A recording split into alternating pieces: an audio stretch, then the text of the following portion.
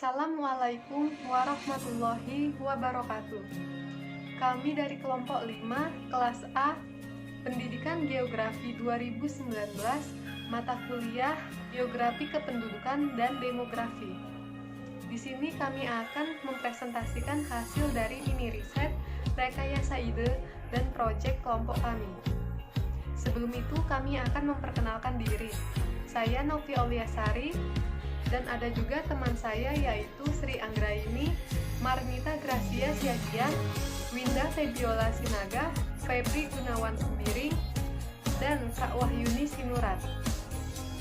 Langsung saja kita masuk ke pembahasan yang pertama.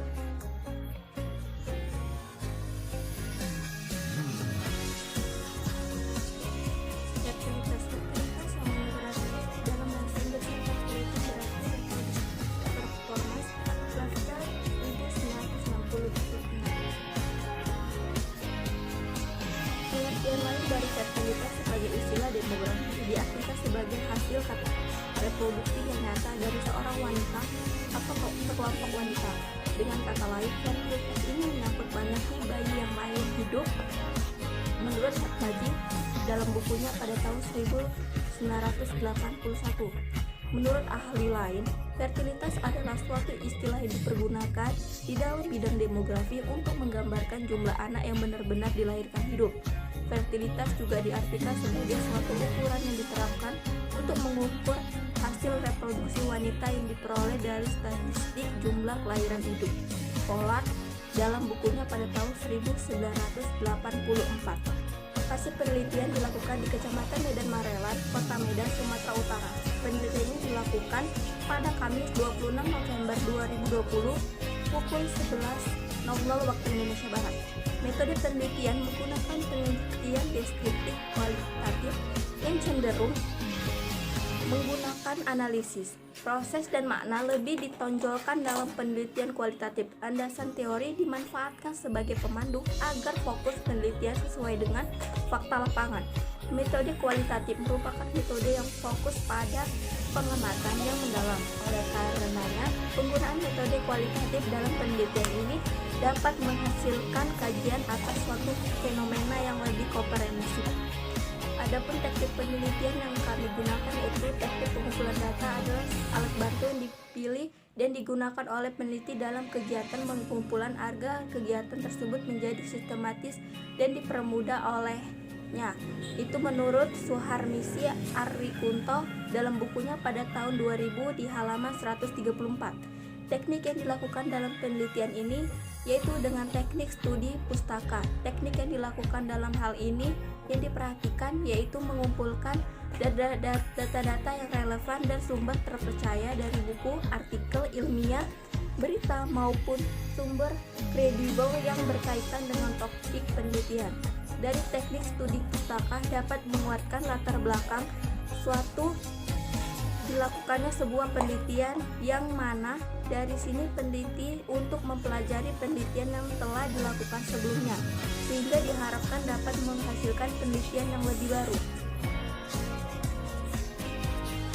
Di sini saya akan menjelaskan mengenai keadaan penduduk menurut pendidikan.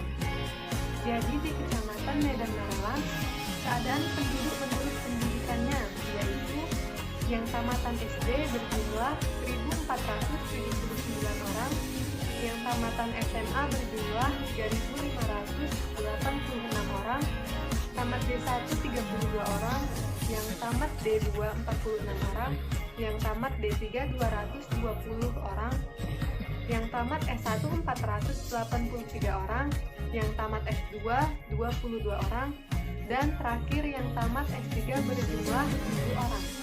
Jadi dari data tersebut terlihat bahwa dari segi pendidikan, masyarakat Kecamatan Medan Marelan cukup banyak masyarakatnya yang tamatan SMA. Selanjutnya saya akan menjelaskan mengenai keadaan penduduk menurut pekerjaan.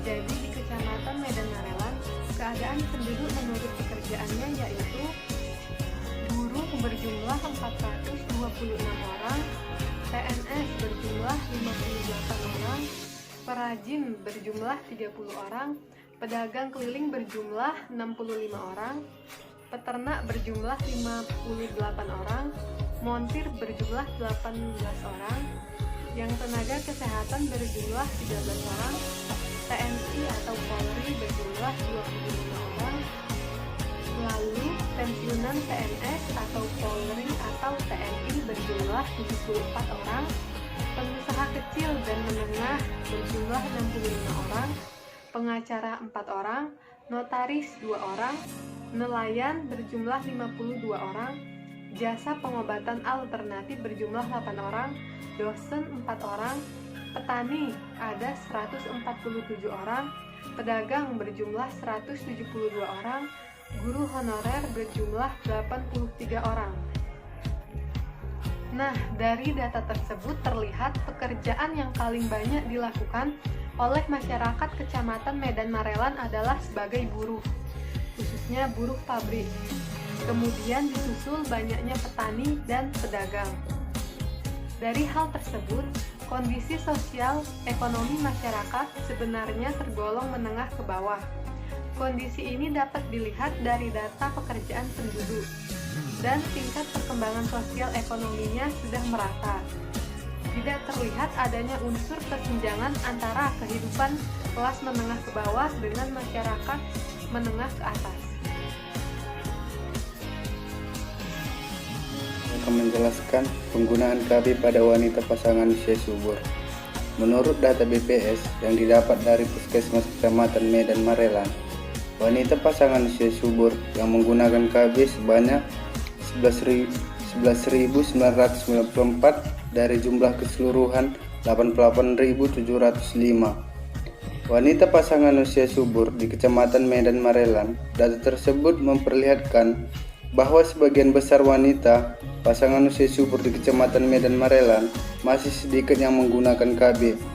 Dan adapun wanita pasangan usia subur di Kecamatan Medan Marelan ini yang tidak menggunakan KB yang diberikan pemerintah seperti pil, suntik, sprilal, dan implan.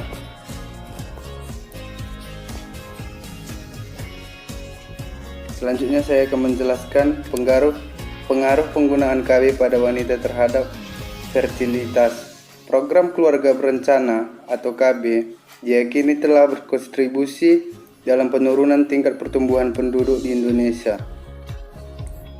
Penggunaan alat kontrasepsi adalah salah satu indikator tercapainya akses universal terhadap kesehatan reproduksi terkait dengan target kelima milenium.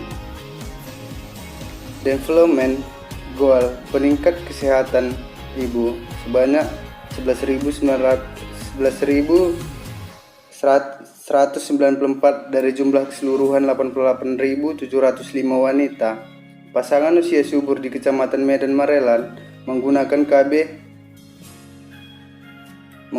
KB. Dari data terlihat bahwa para ibu rumah tangga masih banyak yang tidak menggunakan KB atau alat kontrasepsi yang disediakan pemerintah.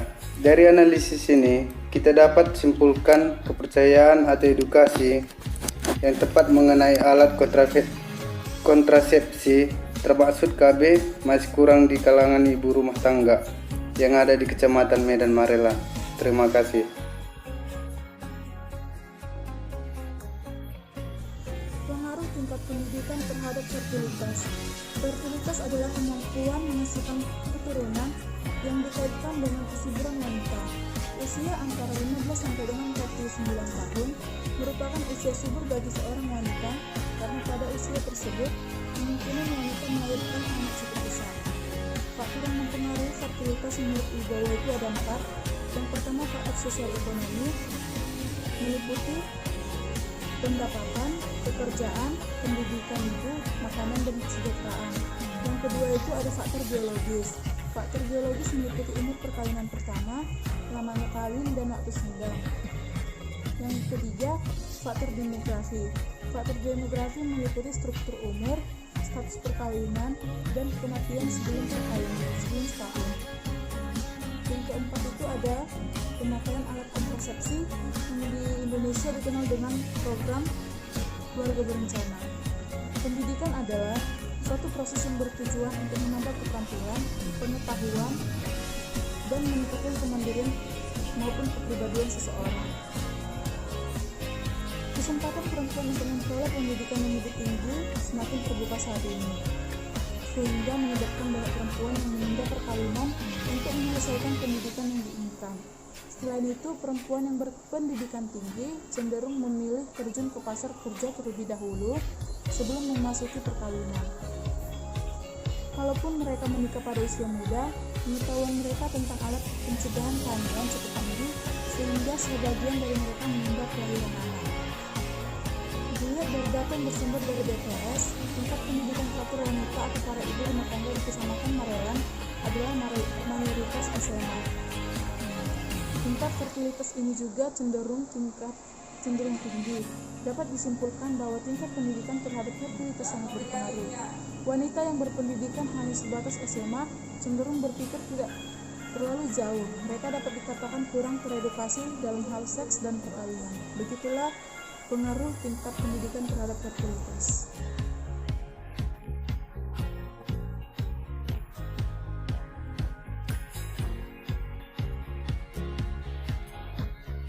Pengaruh tingkat pekerjaan terhadap fertilitas. Faktor yang mempengaruhi tingkat fertilitas menurut temuan para ahli adalah sebagai berikut. Faktor sosial ekonomi rumah tangga seperti pendapatan, pekerjaan, pendidikan ibu, makanan, dan kesejahteraan. Yang kedua, faktor biologis yang meliputi umur perkawinan pertama, lamanya kawin, dan waktu senggang. Yang ketiga ada faktor demografi meliputi umur, status perkawinan, dan kematian sebelum setahun. Dan yang terakhir adalah pemakaian alat kontrasepsi yang ada di Indonesia kita kenal sebagai keluarga berencana. Tingkat pekerjaan masuk ke dalam faktor ekonomi sosial, di mana ini sangat mempengaruhi tingkat fertilitas. Di mana biasanya semakin tinggi tingkat karir seorang wanita, maka dia akan membatasi jumlah kelahiran. Pada wanita karir, biasanya mereka hanya melahirkan 1 atau 2 anak. Ini dikarenakan karena mereka harus menyeimbangkan waktu untuk karir mereka dan juga waktu untuk mengurus anak mereka. Dalam studi kependudukan di Kecamatan Medan Marelan, mayoritas pekerjaan penduduknya adalah buruh pabrik.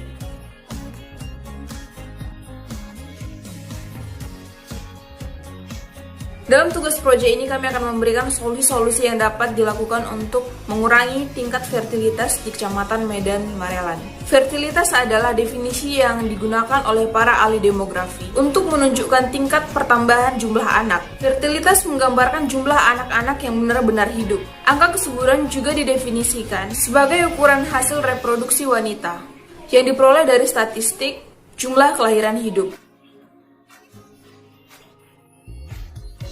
Baiklah, saya akan menjelaskan tentang konsep-konsep fertilitas, yang dimana ada 4 konsep fertilitas. Yang pertama itu kombinasi hidup, yang kedua lahir batin, yang ketiga awal dan yang keempat yang dimana pada konsep lahir hidup itu adalah kelahiran seorang bayi tanpa memperhitungkan lama kandungan dan menunjukkan adanya tanda-tanda kehidupan.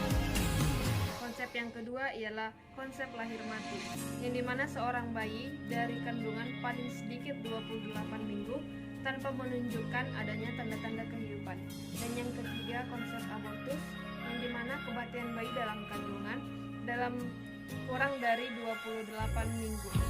Dalam konsep abortus ini ada 2 macam. Yang pertama itu ada yang disengaja dan tidak disengaja, dan yang terakhir masa reproduksi atau biasa disebut masa subur. Saya akan menjelaskan lagi tentang faktor-faktor yang mempengaruhi fertilitas, di mana ada 2 faktor yang mempengaruhi. Yang pertama itu faktor demografi dan non demografi, yang dimana faktor yang demografi itu meliputi komposisi umur, status perkawinan, umur kawin pertama, fertilitas, proporsi penduduk yang berstatus kawin, dan faktor non demografi meliputi ekonomi penduduk, tingkat pendidikan, dan perbaikan status.